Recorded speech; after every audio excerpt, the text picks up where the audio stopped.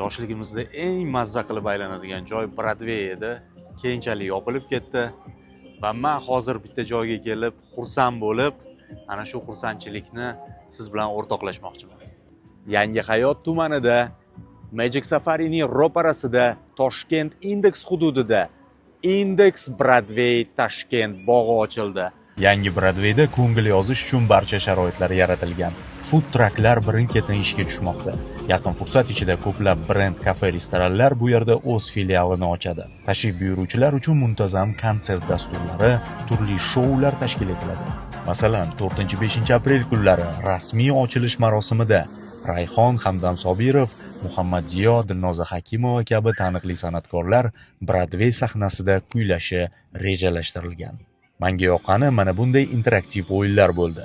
Proyektor tarqatayotgan tasvirlar sizning qadamlaringizga reaksiya qiladi. Ayniqsa bolalarga mazza.